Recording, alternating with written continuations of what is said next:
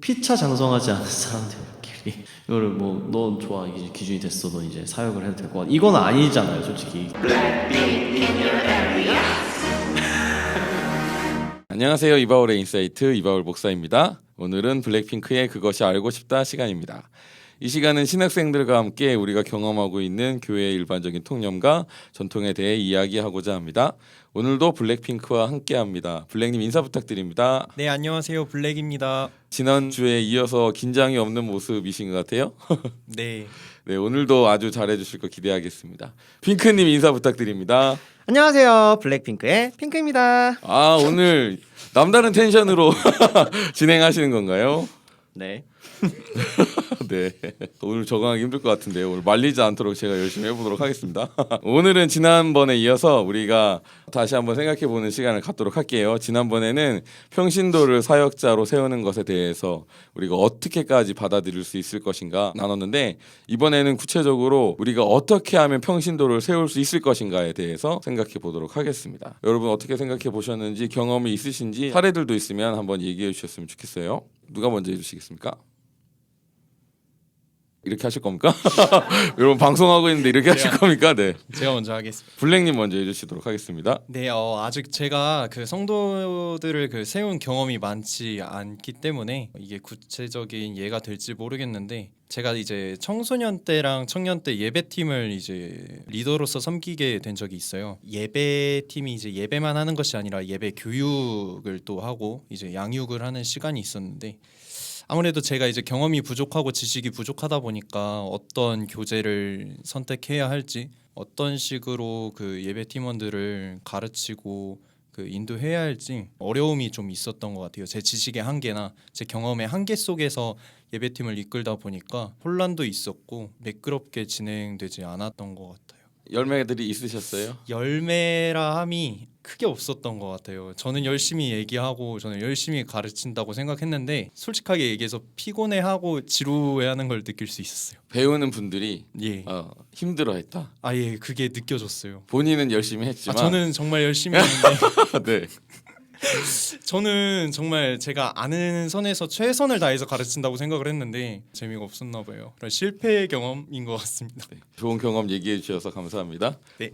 그럼 우리 이제 핑크님, 구체적으로 성도들을 세울 수 있는 효율적인 방법에 대해서 생각한 것이 있으면 나눠주시고, 혹시 그러한 경험이나 사례들이 있으면 얘기해 주세요. 네, 저도 블랙님이랑 똑같이 찬양팀, 예배팀의 리더를 하면서 청년부를 처음 만들어가지고 함께 하면서 있었던 경험들인데, 예배팀의 리딩을 하면서 그냥 단순히 악기 연습뿐만 아니라 어떤 예배를 위한 함께 좋은 영상이나 설교들이 있으면 그런 것들을 같이 보면서 또 묵상을 나누고, 그리고 또 말씀을 가지고 예배를 하면서 말씀에 대해서 서로 나누고 뭔가 땜빵을 할 수 있는 시스템을 만들고, 청년부 리더를 이제 혼자가 아니라 4명이서 청년부 리더를 같이 했었는데, 청년부의 예배를 따로 만들어가지고 새로운 찬양팀 리더를 세워서 어떤 연습하고 그리고 예배를 드릴 수 있는 장을 만들고, 이런 어떤 지금 돌이켜보면 되게 많은 시스템들을 구축하려고 노력했고, 그리고 모두가 참여할 수 있는 어떤 기회들을 만들려고 노력을 했던 것 같아요. 청년부 예배 같은 경우도 서로 다른 색깔의 리더들이 모여가지고 하나의 의견을 만들고 번갈아 가면서 자신의 삶을 나눈다던가 은혜 받았던 걸 나눈다던가 설교를 한다던가 이런 시간도 있었고요. 그리고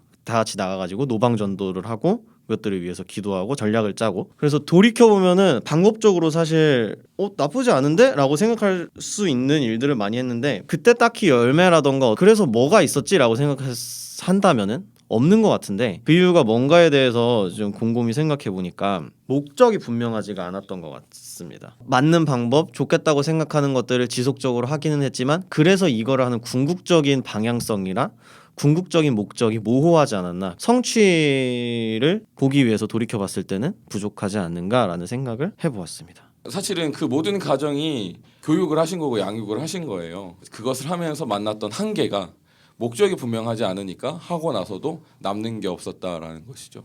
어떻게 하면 그 한계를 극복할 수 있을까요? 그 한계를 극복할 수 있는 방법을 고민을 하긴 해봤어요. 그때 이제 생각했던 게, 내가 많이 배워야겠다, 내가 많이 경험해봐야겠다. 교회만 있지 않고 이제 바깥에 뭐 예배 컨퍼런스나 뭐 집회 현장을 좀 많이 돌아다녔던 것 같고요. 경험을 한 것들을 토대로 다시 한번 이제 좀 교육을 진행했을 때는 성장하는 건 느꼈어요. 근데 그 안에서 제가 직접 체험한 걸 이제 체득한 거를 토대로 이제 가르치는 게 아니다 보니까 또 거기서 오는 또 한계들은 또 여전히 존재했었던 것 같고 경험의 부족, 지식의 부족 저는 그걸로 인해서 좀 많이 어려움을 계속해서 느꼈던 것 같아요. 참 많은 배움이 필요하다, 그죠? 리더자의 성장이 굉장히 중요한 부분이다. 핑크님은 그 시스템 구축하고 어느 정도 팀을 형성하는데 시간은 얼마나 걸리셨어요? 시간은 한 2년 정도? 이 시스템을 구축해서 움직이기까지는 이렇게 서로 막 뭐 왔다 갔다 하고 이것도 해보고 저것도 해보고 하면서 한 1년 정도는 이렇게 여러 가지 시도들을 해봤는데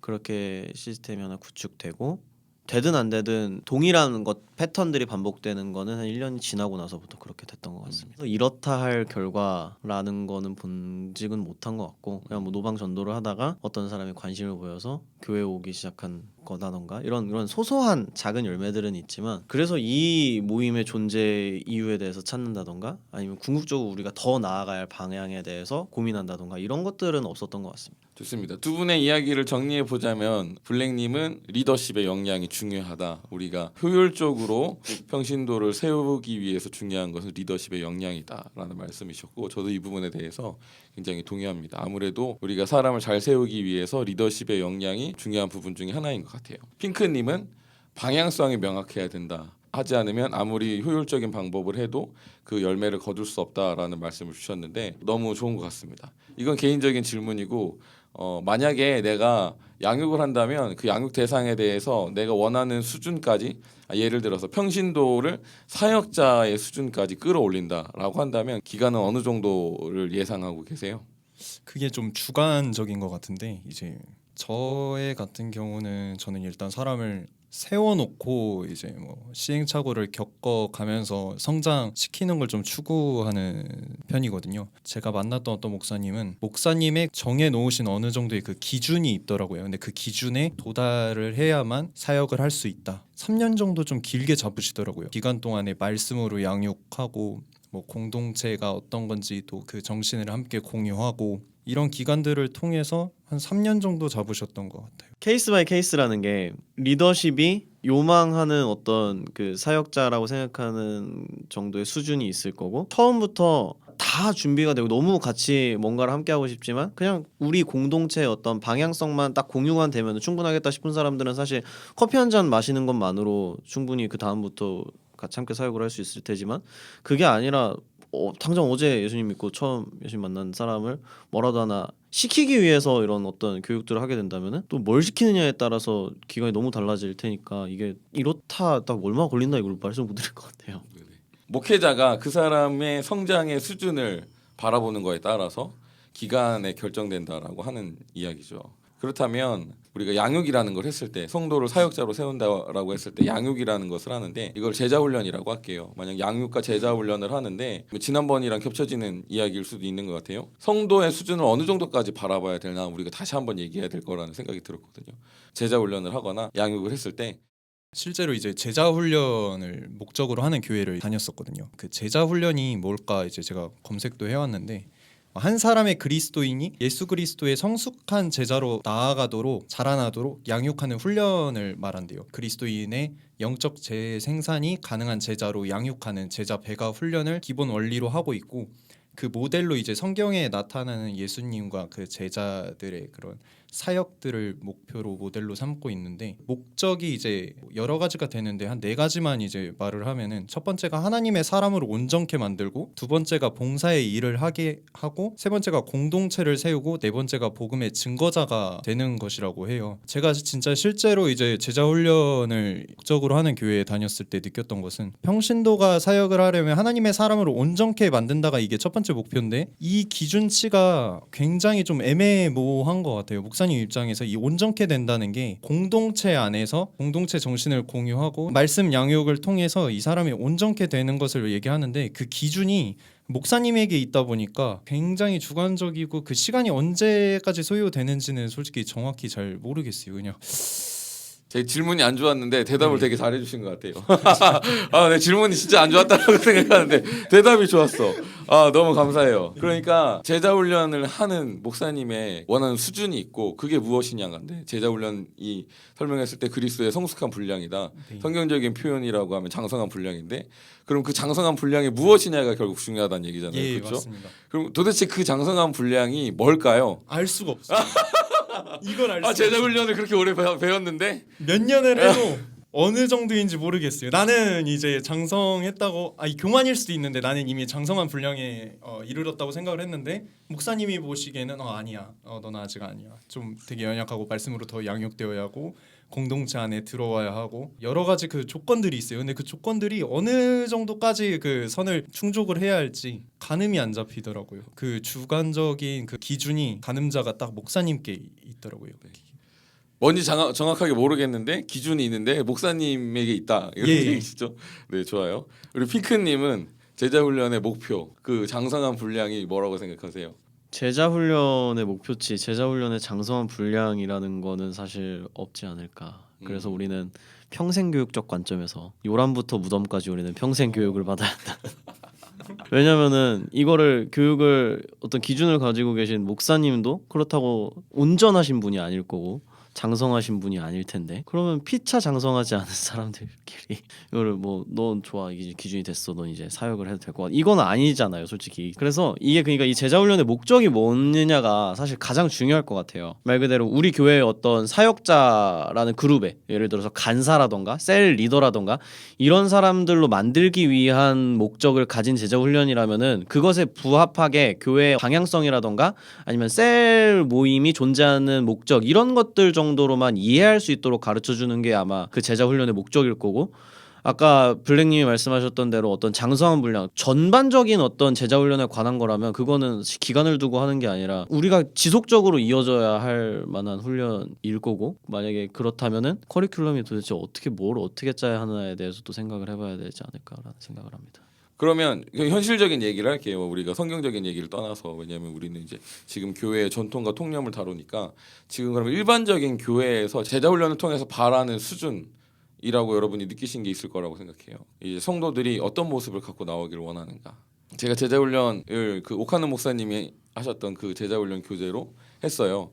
그리고 그 교재를 하면서 내렸던 결론 두 가지가 있는데 첫 번째는 뭐냐면 이 리더십과 관계를 친밀하게 좀 깊이 있게 맺게 하는 것이 첫 번째 목적이다. 그래서 그 내용을 바탕으로 해서 리더십과 관계를 맺어서 리더십이 추구하는 방향을 인정하고 지식적으로 이해하고 따라오게 만드는 것이다. 그래서 블랙님이 말씀하신 목사님 마음대로 이끄시는 대로 결론이 나는 경향이 하나 있었고요. 두 번째는 스스로 성경을 읽고 해석할 수 있는 수준으로 만드는 거예요. 그러니까 QT를 잘할 수 있는 수준으로 만드는 것이더라고요.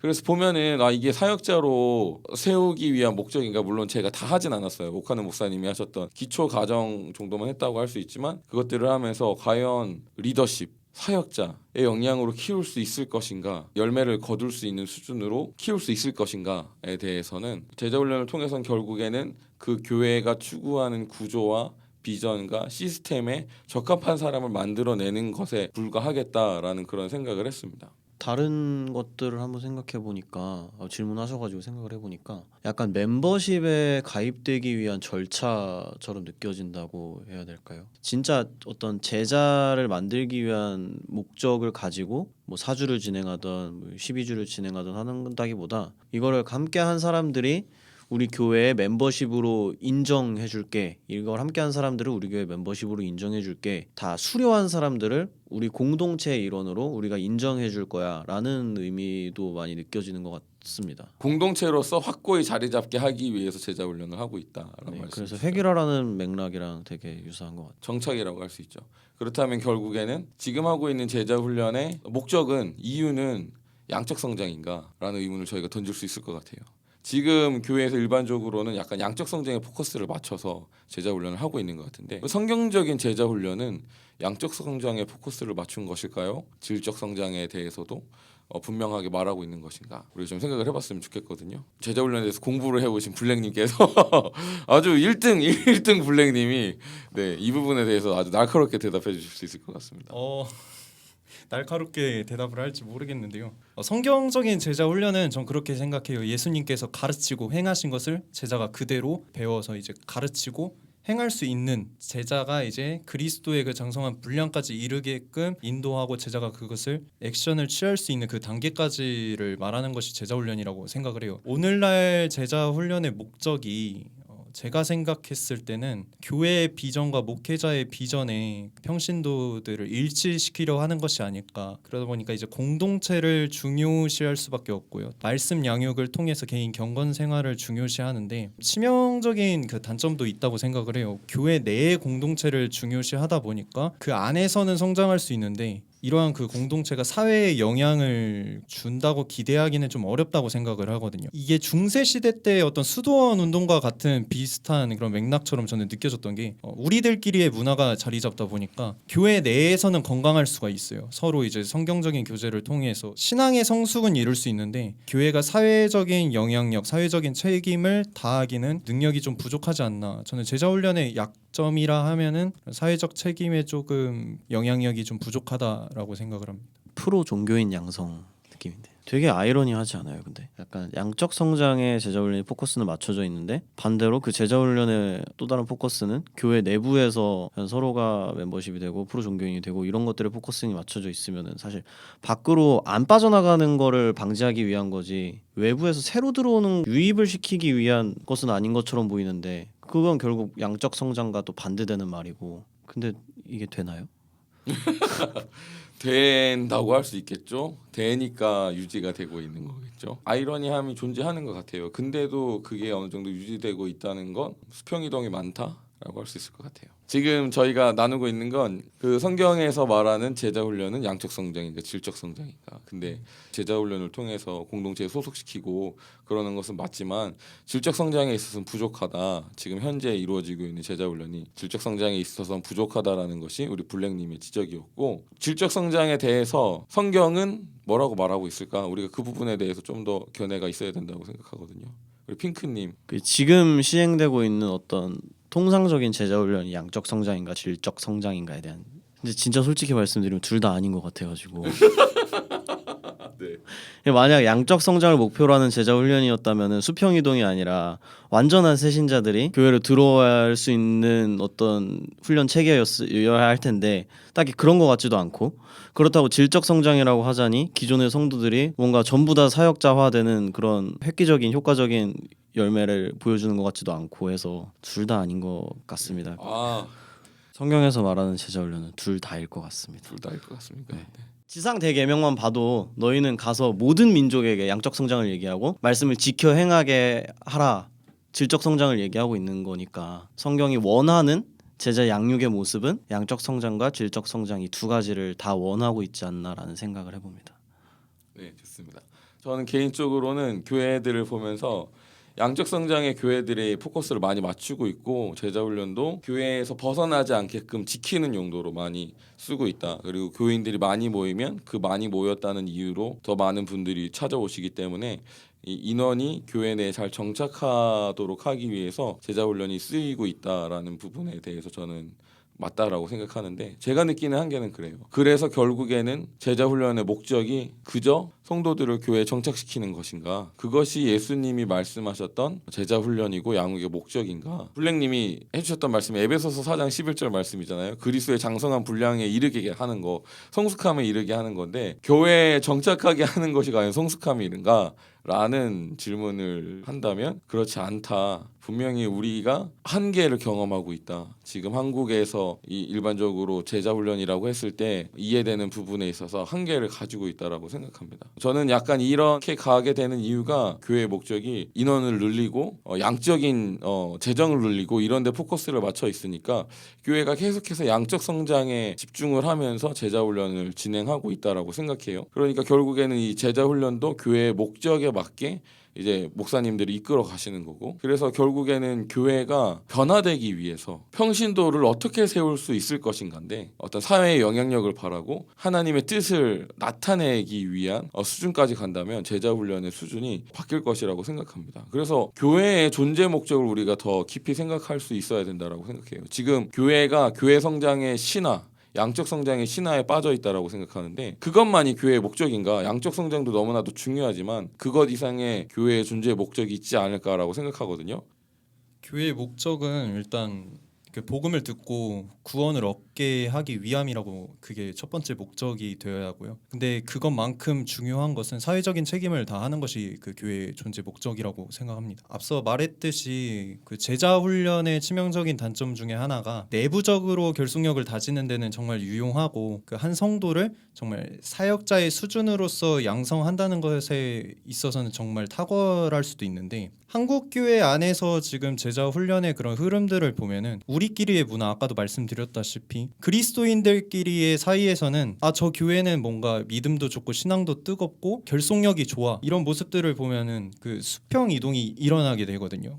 나는 저런 뜨겁고 열정 있고 저렇게 결속력 있는 교회에 가고 싶어 하고 이동을 하는데 그런 교회가 정말 사회적 책임을 다하느냐? 그렇지 않거든요. 제가 봤을 때는 그런 교회가 막상 나가서 전도해라 하면은 제자 훈련을 거친 성도들이 밖에 나가서 능력 있게 전도하는 모습을 저는 본 적이 없는 것 같아요. 그렇기 때문에 교회가 무엇이냐 했을 때 은혜 받고 우리끼리 구원받고 우리끼리 예배하고 우리끼리 기도하고 이런 모임이 아니라 양육을 통한 성장도 중요하지만 사회적인 책임을 다해야 하지 않을까. 빛이 그 빛 가운데 있으면은 사실 영향력을 못 발하잖아요. 빛은 결국 어둠 속에 있어야 빛이 있구나 깨닫는 거거든요. 세상 가운데서 빛과 소금의 역할을 다 해야 하지 않을까. 복음을 통한 구원도 중요하지만 그만큼 사회적 책임을 다하는 것이 교회의 존재 이유라고 생각합니다. 교회가 사회적 책임을 다한다는 것은 구체적으로 뭘까요? 예를 들어서 뭐 정치적으로도 참여할 수 있다. 예. 교육 영역에서 영향력을 발할 수 있고 뭐 그런 것들을 말하는 건가요? 예, 그런 영역들이 있을 수 있고 사회적인 영역에 뛰어드는 것을 주저하지 않았으면 저는 개인적으로 좋겠다는 생각을 갖고 있거든요. 교회가 세상은 악해, 세상은 언젠가 망할 거야 이런 부정적으로만 이원론적으로 바라보지 말고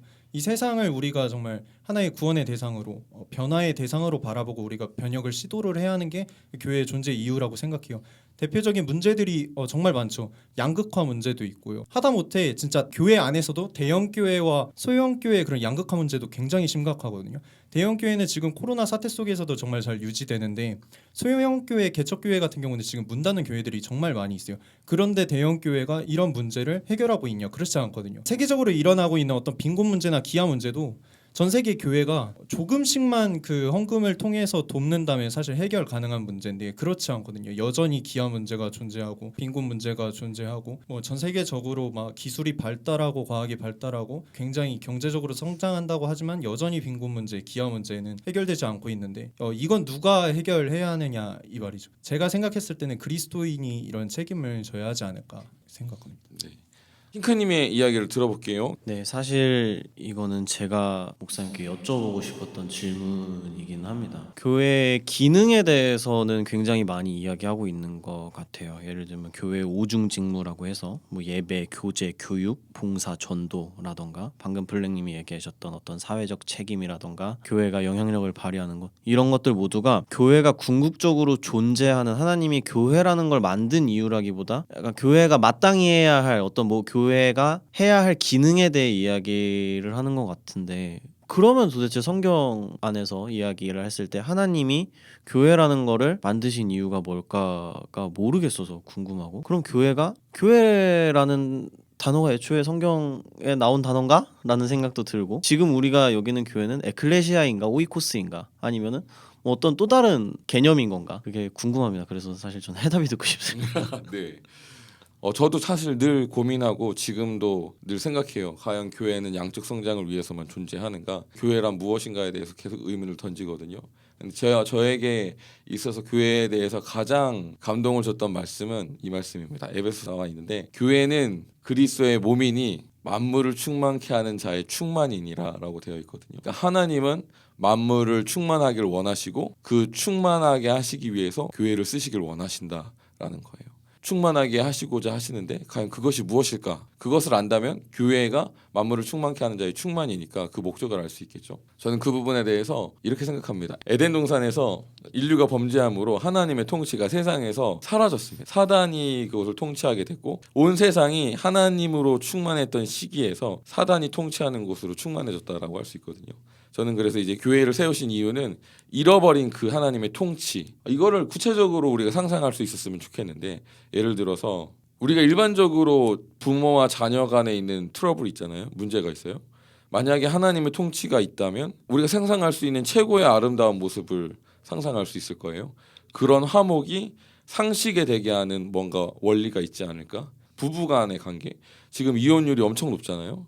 어떻게 하면은 부부들이 싸우지 않고 서로 이해하고 용납하고 존중하면서 행복하고 영광스러운 부부 관계를 유지할 수 있을까? 거기에 하나님의 통치가 임한다면 어떻게 될 것인가? 더 넓게 나아가서는 정치계에서도 서로 잘못됐다, 너는 나의 적이다, 내가 너를 죽여버리겠다, 거의 이런 식으로 싸우고 있는데, 만약에 하나님의 통치가 정치계에 임한다면 서로 다른 그런 사람들이 어떻게 의견을 교류하고 좋은 방향으로 이끌어 갈 것인가? 기타 등등의 하나님께서 통치하신다면 정말 많은 영역에 내가 겪고 있는 많은 문제들에 아주 적절한 해답들이 나올 수 있다라고 생각하거든요. 그러면 그냥 이 세상 자체가 질적으로 아름다워질 것이라고 생각해요. 하나님께서 에덴 동산을 보시고 좋았더라라고 하신 것처럼 질적으로 좋았더라라는 그런 세상이 될 것이라고 생각하고, 그런 세상이면 우리도 참 좋다라고 얘기하지 않을까요? 지금 정말 많은 사람들이 세상 살기 힘들다, 세상 힘들다, 싫다 그러는데, 그 세상을 보고 좋다라고 말할 수 있을 만한 하나님의 통치가 풀어지는 것이 아닐까라고 생각합니다. 교회가 그 역할을 잘 감당할 수 있다면, 그래서 적어도 아직 세상은 모르겠어, 근데 교회에 가면은 그런 행복이 있는 것처럼 보여. 그러면 사람들이 교회로 쫓아오지 않을까요? 제자 훈련이나 어떤 성도를 세운다는 것에 있어서 그 수준이 하나님께서 생각하시는 만물을 충만케 하시는 자의 충만, 그 하나님의 통치가 온전히 이루어져서 행복한 삶을 살게 하는 것, 그 행복함과 충만함, 그 삶에 있으면, 그리고 그것이 교회에 있으면 사람들이 교회를 보고 와, 교회는 다르다. 안디옥에서 너무나도 다른 그 교회의 문화와 교회의 생활과 그들의 모습을 보면서 별명이 지어졌듯이 크리스천이라는, 지금 우리가 교회에 사는 사람들의 삶이 너무나도 달라서 세상 사람들이 봤을 때 우러러보고 존경할 만한 그런 모습이라면 사람들이 교회로 몰려들지 않을까. 교회의 목적은 그리스도의 장성한 분량, 하나님께서 만물을 충만케 하시는 그 통치를 완전히 이해하고 정말 그 통치의 원리대로 살아서 에덴 동산처럼 사는 거예요. 천국에서 사는 것처럼 이 세상을 살아가는 사람들을 일으키시는 것이라고 생각합니다. 하나님의 통치를 풀어내거나 보여주는 역할을 하는 게 교회라는 말씀이신가요? 네, 정리를 아주 잘해주셨네요. 네. 보면요, 사도행전에는 그런 일들이 있었어요. 사도행전에는 사도 바울이 가는 곳에 종교의 영역이 바뀌었고 정치의 영역이 바뀌었고, 사도 바울이 가면은 단순히 양적 성장이 아니라 그 도시에 어떤 막 진동이 있는 거예요. 사회적인 영향력이 발했다는 거죠. 그래서 사도행전을 보면은 그 교회가 얼마나 대단했는지에 대해서 잘 나오잖아요. 안디옥 교회가 대표적인데 너무나도 강력해서 영향력을 발했고, 심지어는 크리스천이라는 별명이 지어졌다. 진정한 교회라는 거죠. 사회적인 영향력을 발하는 교회, 사도행전적 교회라고 할 수 있는 겁니다. 지금 교회는 계속해서 양을 모아놓을 수 있는 울타리의 역할만을 하고 있어요. 그러니까 이거를 보면 목양적인 구조라고 할 수 있는 거죠. 목양에 포커스를 맞춘 구조를 가지고 있는 거예요. 저는 이것이 굉장히 중요하다고 생각하고 지금까지 잘해왔다라고 생각합니다. 근데 우리가 성경에 나와 있는 교회의 목적이 그것보다 크다는 것을 알면 이젠 단순히 목양적인 구조에서 나와서 이제 사도행전적인 교회를 추구하는 사도적인 구조를 세워야 되지 않나. 단순히 성도를 그냥 목양적 구조에서 사역을 감당할 수 있는 한 사람을 세우는 것이 아니라 세상에 나아가서 사회의 영향력을 발하고 문화를 바꾸고 원리를 바꾸고 정말 어딜 가든지 하나님의 나라, 하나님이 통치하시는 그 모습을 보일 수 있도록 세상을 변화시키는 영역까지 나아가는 것이 교회의 목적이지 않을까라는 생각이 듭니다. 그것이 사도행전적인 교회고 성경적인 교회, 사도적 교회라고 생각해요. 교회에 대해서 다시 한번 생각해보는 시간을 갖게 되었고요. 우리가 오늘날 추구해야 하고 예수님께서 우리를 통해서 바라는 교회가 사도행전에 나타나는 그런 교회의 회복이 아닐까. 그게 바로 사도적 교회에 있다고 생각을 하고, 그것이 오늘날 불가능한 것이 아니라 가능하다는 그런 생각을 갖게 된 것 같습니다. 사도행전적인 교회를 사모하게 되었다. 네, 너무 좋은 말씀이십니다. 우리 핑크님. 오늘 전반적으로 제자 훈련 그리고 교회의 어떤 훈련과 관련된 이야기를 한 것 같은데, 마지막에 제가 여쭤봤던 그래서 교회의 존재 목적이 무엇인가에 대한 답변을 통해서 결국 교회가 있는 이유는 각 영역에 하나님 나라의 통치를 하나님의 통치를 보여주거나 그 통치가 임하게 하는 역할을 교회들이 수행해야 하고 그것이 교회의 존재 목적이고 교회가 유형의 교회이든 그냥 건물이 있는 교회이든 아니면 건물 없이 그냥 그리스도를 믿는 성도들의 모임이라는 무형의 교회이든 그 공동체가 회복시켜야 할 영역에 맞는 모습을 취하는 게 교회가 해야 할 일이라고 생각하고 그래서 어떤 교회든 간에 그 교회의 존재 목적은 하나님 나라의 통치가 임하게 하는 거지만 각각의 교회가 각자의 부르심에 따라서 누군가는 교육 영역에 누군가는 미디어 영역에 정치의 영역에 그래서 그 영역에 맞게 유형의 교회든 무형의 교회든 덩치가 큰 교회든 덩치가 작은 교회든 전략적으로 맞는 모습을 가지면 되겠구나 이런 목적을 가지고 훈련을 받고 어떤 교육을 받고 하기 위해서는 지금까지 하고 있던 뭐 그리스도인의 삶이라던가 뭐 예수님을 틀린 방향과 틀린 교리로 믿지 않는 목적의 어떤 그러한 제자 양육보다 오히려 에베소서에 말하고 있는 오중직임에 관련된 모습이 이러한 교회를 하나하나 세워나가는데 훨씬 더 효과적이지 않을까라는 생각을 할 수 있게 됐습니다. 왜냐하면은 각 영역에 부르심이 있는 어떤 사람들이 사도와 선지자, 복음 전도자, 교사, 목사가 모여가지고 그 영역에 나가서 교회라고 자신들을 선포하고 그 영역에 하나님 나라의 통치를 임하게 만들고 또 다른 영역에 가서 또 다른 그룹들이 가서 하나님 나라의 통치를 임하게 만들고 이제 우리가 전략적으로 취할 수 있는 또 다른 모델의 교회이지 않을까라는 생각으로 발전이 있을 수 있는 시간이었습니다. 너무 좋은 결론이시고 좋은 통찰들을 나눠주셨습니다. 우리가 적어도 이 목양적인 구조에서 그 다음 단계의 구조, 사도행전적인 교회의 구조, 사도행전적인 교회의 목적, 사도적인 교회의 구조 이것들만 이해하고 그것에 대해 생각할 수만 있다고 하더라도 앞으로의 교회의 발전에 교회가 하나님께서 원하시는 모습에 더욱더 일치해 갈 수 있을 것이라고 생각합니다. 네, 블랙핑크의 그것이 알고 싶다. 오늘은 여기까지 하겠습니다. 저희는 모든 성도들이 건강한 믿음을 갖게 되어 신앙생활과 삶에서 행복을 누리길 원합니다. 더 나아가 여러분이 하나님의 뜻에 더욱더 합한 삶을 사시기를 축복합니다. 궁금한 점이 있으면 댓글로 남겨주시고요. 참고해서 컨텐츠를 만들도록 하겠습니다. 이 컨텐츠가 마음에 드셨다면 구독과 좋아요 눌러주시고요. 댓글 많이 달아주시길 부탁드립니다. 여러분의 댓글이 저희에게 정말 큰 힘이 됩니다. 네, 여기까지 청취해주신 모든 분들께 진심으로 감사드리고 주님 안에서 늘 행복하시길 바랍니다. 감사합니다.